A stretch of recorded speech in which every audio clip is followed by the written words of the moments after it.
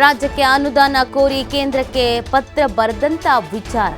ಬೆಂಗಳೂರಿನಲ್ಲಿ ಸಿಎಂ ಸಿದ್ದರಾಮಯ್ಯ ಪ್ರತಿಕ್ರಿಯೆಯನ್ನ ಕೊಟ್ಟಿದ್ದಾರೆ. ರಾಜ್ಯದ ಅಭಿವೃದ್ಧಿ ಕಾರ್ಯಗಳಿಗಾಗಿ ಅನುದಾನವನ್ನು ಕೇಳಿದ್ದೇವೆ. ಮೋದಿ ನಿರ್ಮಲಾ ಸೀತಾರಾಮನ್ಗೆ, ವಿ ಸೋಮಣ್ಣಂಗೆ ಪತ್ರವನ್ನು ಬರೆದಿದ್ದೇನೆ.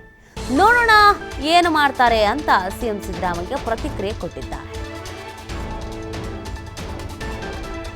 ಅನುದಾನ ಮತ್ತೆ ಕೇಳಿದ್ರೆ 5200 ಕೋಟಿ ಪತ್ರ ಬರೆದಿದ್ದೀನಿ. ಪ್ರೈಮ್ ಮಿನಿಸ್ಟರ್ಗೆ ಪತ್ರ ಬರೆದಿದ್ದೀನಿ. ನಿರ್ಮಲಾ ಸೀತಾರಾಮನ್ಗೆ ಪತ್ರ ಬರೆದಿದ್ದೀನಿ. ನೀರಾವರಿ ಮಂತ್ರಿಗೆ, ಜಲಸಂಪನ್ಮೂಲ ಸಚಿವರಿಗೆ ಪತ್ರ ಬರೆದಿದ್ದೀನಿ. ಸೋಮಣ್ಣ ಸ್ಟೇಟ್ ಮಿನಿಸ್ಟರ್ ಅವ್ರಿಗೂ ಪತ್ರ ಬರೆದಿದ್ದೀನಿ. ಕೇಂದ್ರ ಸರ್ಕಾರಕ್ಕೆ ಅನುದಾನ ಮತ್ತೆ ಕೇಳಿದ್ರೆ 5200 ಕೋಟಿ ಪತ್ರ ಬರೆದಿದ್ದೀನಿ. ಪ್ರೈಮ್ ಮಿನಿಸ್ಟರ್ಗೆ ಪತ್ರ ಬರೆದಿದ್ದೀನಿ. ನಿರ್ಮಲಾ ಸೀತಾರಾಮನ್ಗೆ ಪತ್ರ ಬರೆದಿದ್ದೀನಿ. ನೀರಾವರಿ ಮಂತ್ರಿಗೆ, ಜಲಸಂಪನ್ಮೂಲ ಸಚಿವರಿಗೆ ಪತ್ರ ಬರೆದಿದ್ದೀನಿ. ಸೋಮಣ್ಣ ಸ್ಟೇಟ್ ಮಿನಿಸ್ಟರ್ ಅವ್ರಿಗೂ ಪತ್ರ ಬರೆದಿದ್ದೀನಿ. ಕೇಂದ್ರ ಸರ್ಕಾರಕ್ಕೆ ಅನುದಾನ ಮತ್ತೆ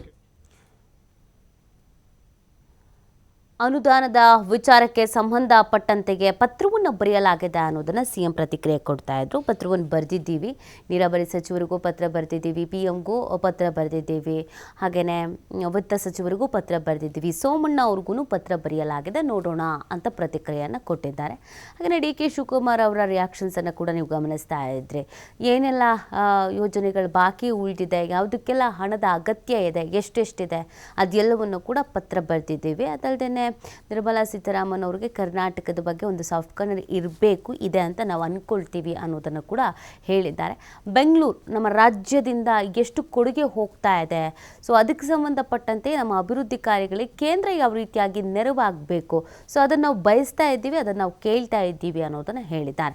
ಸೊ ಈ ಹಿಂದೆ ಜಟಾಪಟಿ ನಡೆದಿದ್ದು ಕೂಡ ಎಲ್ರಿಗೂ ಗೊತ್ತಿರುವಂಥ ವಿಚಾರ. ಅನುದಾನದ ವಿಚಾರದಲ್ಲಿ ಏನೆಲ್ಲ ತಾರತಮ್ಯ ಆಗ್ತಾ ಇದೆ ಅನ್ನುವಂಥ ಆರೋಪ, ಅದರ ಜೊತೆಗೆ ಹೋರಾಟ ಮಾಡ್ತೀವಿ ಅಂತ ಕಾಂಗ್ರೆಸ್ನವರು ಪಟ್ಟು ಹಿಡಿದು ಕೂತಿದ್ದು, ಕೊನೆಗೆ ಕೋರ್ಟ್ ಮೆಟ್ಟಿಲೇರಿದ್ದು, ಈ ಎಲ್ಲ ಬೆಳವಣಿಗೆಗಳ ನಂತರ ಇನ್ನೇನು ಬಜೆಟ್ ಮಂಡನೆ ಆಗತ್ತೆ.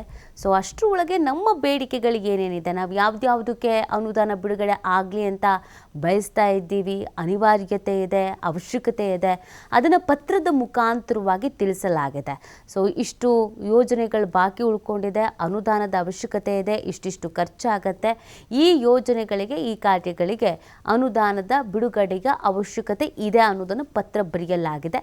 ಈ ಪತ್ರಕ್ಕೆ ಏನು ಪ್ರತಿಕ್ರಿಯೆ ಬರುತ್ತೆ, ಈ ಪತ್ರವನ್ನು ಗಮನದಲ್ಲಿ ಇಟ್ಕೊಂಡು ಕರ್ನಾಟಕಕ್ಕೆ ಏನಾದರೂ ಕೊಡುಗೆ ಸಿಗುತ್ತಾ ಅನ್ನೋದು ನಿರೀಕ್ಷೆ.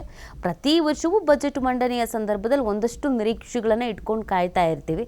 ಅದೇ ರೀತಿಯಾಗಿ ಈ ವರ್ಷವೂ ಕೂಡ ಏನಾದರೂ ಕೊಡುಗೆಗಳು ಸಿಗಬಹುದಾ, ಪತ್ರದ ಮುಖಾಂತರವಾಗಿಯೂ ಇಲ್ಲಿನ ವಿಚಾರಗಳನ್ನು ತಿಳಿಸಿರುವಂಥ ಹಿನ್ನೆಲೆಯಲ್ಲಿ ಏನಾದರೂ ಸಿಗಬಹುದಾ ಅನ್ನುವಂಥ ನಿರೀಕ್ಷೆ.